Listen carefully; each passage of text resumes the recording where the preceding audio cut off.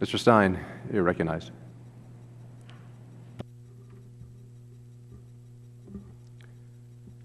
Thank you, Chairman Garrett and Congresswoman Maloney and members of the subcommittee. My name is Ron Stein. I'm the president of the Network for Investor Action and Protection, a national not-for-profit organization dedicated to improving our nation's investor protection system. I am also a registered investment advisor, a certified financial planner, and a member of the financial services industry in good standing. Over 1,000 members of our organization were victims of the Madoff fraud. I am honored to speak to you today, as others have done before me, to give voice to the mostly middle-class investors who were devastated by this fraud and who are being stripped of protections from SIPC and the SIPC-appointed trustee. Perhaps more, I'm here on behalf of small investors, millions of small investors who have not yet been victimized, who depend on Congress, the regulatory apparatus, and the industry for the protections of their life savings should similar financial disaster befall them. So where do we stand today, 5 years after, regarding the Madoff fraud? Frankly, thousands of lives upended, with another 1,000 being sued. Story after dismal story of family horrors, depression, premature deaths, suicide, loss of medical care, life savings obliterated. Gruesome and devastating stories. This is not what Congress intended when it first passed SIPA law in 1970 amidst the turmoil of hundreds of brokerage insolvencies, recession, massive theft, fraud, and yes, Ponzi schemes.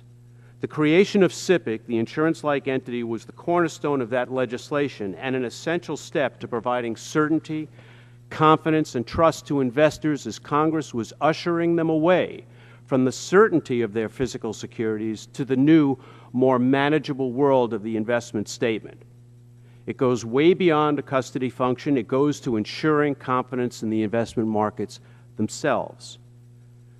Now, Congressman Garrett quoted President Nixon and several others. I would just like to include one additional excerpt from the original Nixon testimony on signing SIPA legislation in 1970. He said, pertaining to the SIPA law, it protects the small investor, not the large investor, since there is a limit on reimbursable losses, and it assures that the widow, the retired couple, the small investor who has invested their life savings in securities will not suffer loss because of an operational failure.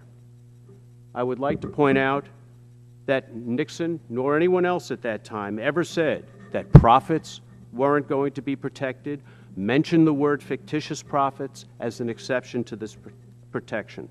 That's revisionist history. Now, following the passage of this legislation in 1970, every brokerage firm trumpeted SIPC protection to its customers.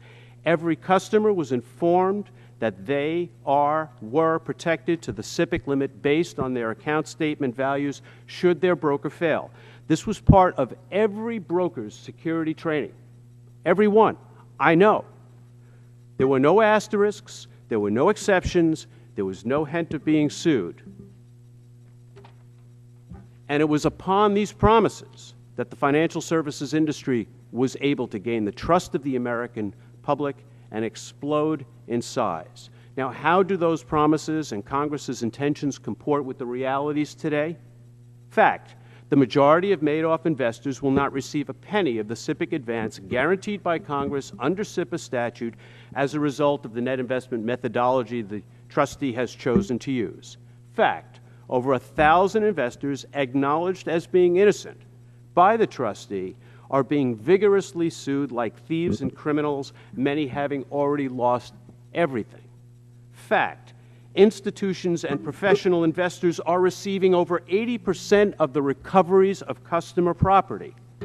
Many of these entities that the trustee himself has indicated should have or could have known about the fraud. Fact, in addition to saving SIPC over $1 billion by the trustee's own calculations, the trustee and his associated consultants have similarly been enriched by almost $1 billion, and that number could grow. And those are funds which could have gone to those who have been devastated and go to needed education to prevent further frauds of this nature. There is simply no rational way to conceive that this is the outcome that Congress would have preferred were it sitting here today. Indeed, this is precisely what Congress would have sought to avoid. And clearly, in no way would the American public have supported a SIPA law in 1970 if this was seen as a possible outcome. The implications of this would be disastrous and could be disastrous to all investors today. What investor in their right mind could possibly trust that SIPC would be there, or worse, not sue them for withdrawing funds from their own accounts? What retirees would want to see their protections reduced just when they're drawing on their life savings? Once investors realize their protections don't exist, consider the impact on the financial services industry as investors withdraw and move funds from one firm to another. Let me be clear. I am deeply troubled as a financial practitioner about the failures of the regulatory entities that were charged with the responsibility to protect or unmask this fraud at a much earlier level. But I am also deeply distressed that members of my own industry, when they had the knowledge or the thought or the concern about a fraud, chose not to come forward. I hope that will change as we go forward.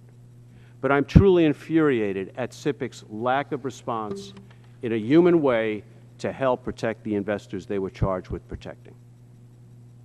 And that they have thumbed their noses at Congress, refused to go to Congress when they could have to ask for guidance in this issue, and instead take it on their own to create the situation we're in today. H.R. 3482, the Restoring Main Street Investor Protection Act, is an important step to restoring the most basic protections that investors need at this time. I want to thank Congressman Garrett for showing tremendous leadership in this, for Congressman Maloney and the rest of the committee in sharing support, and I truly hope the industry will stand with us in supporting this very important legislation. Thank you very much. I thank you.